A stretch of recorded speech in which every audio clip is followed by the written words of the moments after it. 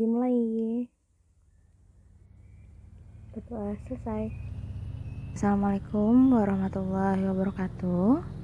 Di sini kembali lagi bersama saya Eka Faisa Putri di YouTube channel yang baru. Ini YouTube channel khusus sebenarnya untuk siswa-siswa SMA Negeri 4 Banjarmasin. Cuman kalau dari luar itu dipersilahkan saja. Nah, kita akan menyambung materi kita tentang persamaan nilai mutlak linear satu variabel. Sebelum masuk ke sana, kita harus tahu dulu, kita bedah-bedah nih kalimatnya. Kemarin kan pembahasan kita tentang nilai mutlaknya. Sekarang kita pembahasannya tentang persamaan. Definisi persamaan sendiri adalah dalam matematika ya, suatu pernyataan yang memuat variabel dan dihubungkan dengan tanda sama dengan. Jadi syaratnya persamaan adalah yang penting ada variabelnya dan tanda sama dengan.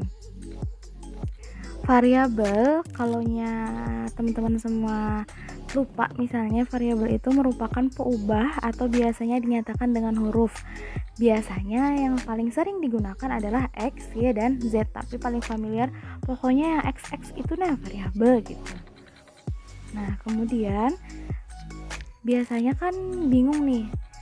Ada misalnya saya pernah bertanya ke seorang murid gitu.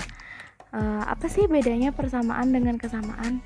Bingung dia menjawabnya apa. 2 kali 3 persamaan bukan. Dia jawab tetap persamaan karena yang penting katanya ada sama dengan, padahal itu berbeda. Nah, ini berbeda. Jadi kalau persamaan tadi kan harus ada variabel dan tanda sama dengan.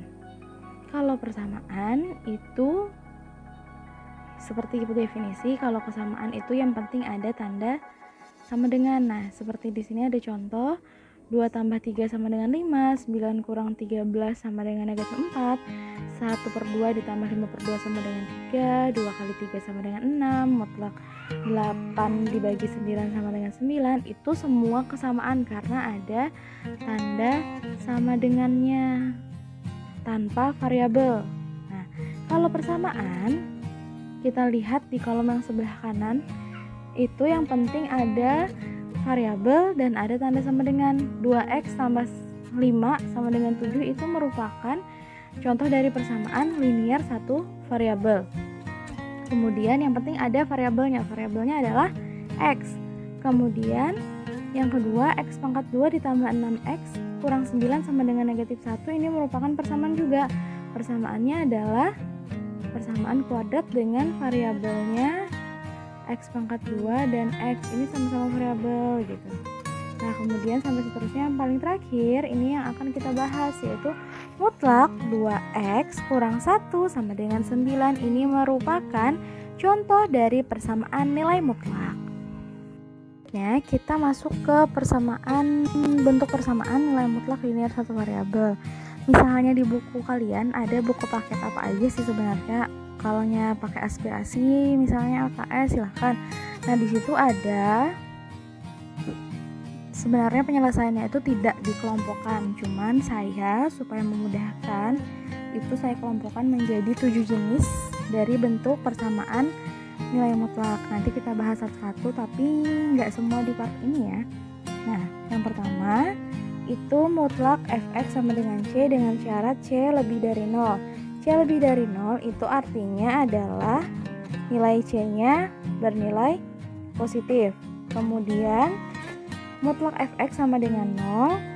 Kemudian mutlak fx sama dengan c juga, cuman syaratnya c-nya kurang dari 0 atau artinya negatif.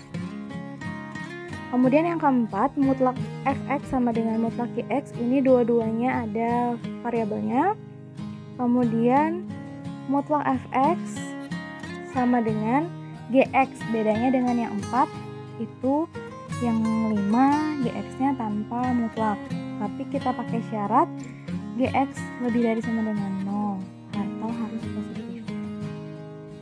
Kemudian 6 a dikali ya, itu maksudnya mutlak fx plus minus berarti operasinya bisa tambah bisa kurang, b sama dengan c. Kemudian yang ketujuh ini gabungan dari rasional, mutlak fx dibagi mutlak dx sama dengan c. Kita bahas yang pertama dulu.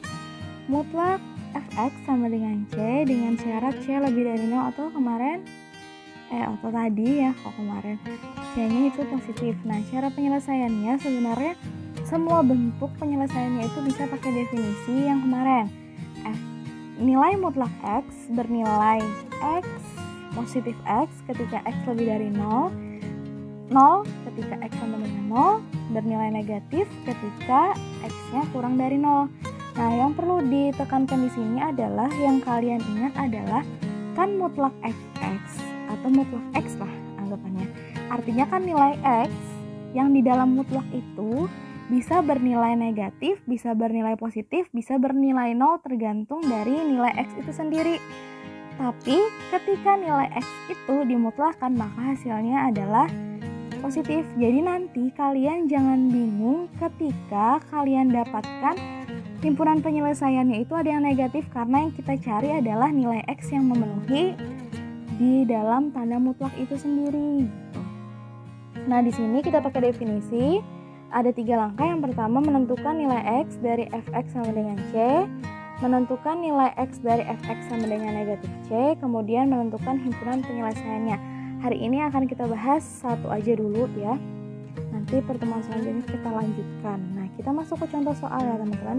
Nah, di sini contohnya, tentukan himpunan penyelesaian dari mutlak x kurang 2 sama dengan 3. Nah, di sini soalnya bisa tentukan himpunan penyelesaian, bisa menentukan nilai x yang memenuhi, bebas ya. Yang penting maksudnya nilai x yang dipenuhi apa. Nah, di sini kita dapatkan adalah fx itu adalah yang ada di dalam tanda mutlak. Berarti fx-nya adalah x kurang 2 gitu. Kemudian kita dapatkan lagi yang selanjutnya adalah c. C-nya adalah 3. Didapat dari mana? Dari yang di sebelah sama dengan ini gitu. Kita masukkan ke penyelesaian yang pertama yaitu fx sama dengan c. Kita masukkan fx-nya tadi adalah x kurang 2, c-nya 3. Berarti x kurang 2 sama dengan 3. Kemudian 2-nya kita pindah ya teman-teman. Di sini jadinya awalnya kurang. Sebenarnya sih nggak ada sih istilah di matematika tuh pindah ruas, cuman supaya enak. Kalaunya itu kan maksudnya menyamakan, misalnya di kiri tambah 2, kanan juga tambah 2. Cuman supaya memudahkan pindah ruas aja, asal dengan syarat ketika dia melewati sama dengan. Ketika dia melewati suatu ujian misalnya dia berubah gitu. Awalnya negatif, dia jadinya positif gitu. Asal melewati tanda sama dengan itu tadi. Nah, di sini ketika x sama dengan 3 tambah 2, maka x-nya hasilnya adalah 5. Itu yang pertama. Kemudian yang kedua, ketika fx sama dengan negatif c. Kita masukkan lagi kayak tadi. Fx-nya adalah x kurang 2 sama dengan c-nya tadi 3. Maka jadinya negatif 3. Jadinya x sama dengan yang awalnya negatif 2, tadi pindah ruas juga sama. Jadinya positif. Jadinya negatif 3 tambah 2. Jadinya hutangnya 3 dibayarin 2, jadinya negatif 1. Kalau ngitung uang cepet kan ya. Nah, kemudian jadi kita dapat tadi 2 kan. Di sini ada dapat 5 dengan negatif 1. Kita urutkan menulis himpunan penyelesaiannya. Ingat harus kurung kerawal. Jangan alasan gak bisa menulis kurung kerawal, belajar. Nih, diurutkan dari yang terkecil. Yang terkecil adalah negatif 1, kemudian diikuti 5. Berarti ada 2 nilai x yang memenuhi atau himpunan penyelesaiannya. Kemudian kita masuk ke contoh yang kedua. Tentukan HP dari himpunan penyelesaian dari mutlak 3x tambah 2 sama dengan 5. Jadinya fx-nya kita dapat 3x tambah 2, kemudian c-nya adalah 5. Kemudian kita masukkan ke langkah yang pertama. 3x tambah 2 sama dengan 5. Kita pindah yang tadi negatif positif, pindahnya jadi negatif. Jadinya 3x sama dengan 5 kurang 2. Kemudian jadinya 3x sama dengan 3. kemudian X sama dengan 3 bagi 3. Kenapa 3-nya tidak negatif? Maka dia pindah ruas. Nah, kalian ingat kayak gini, plus pindahnya jadi kurang pindahnya jadi plus. Sedangkan di sini posisi 3 yang paling depan ini kan pengali, jadi kali pindahnya jadi bagi. Nanti kalau bagi pindahnya jadi kali gitu, bukan semerta-merta ketika dia positif pindah negatif terus gitu.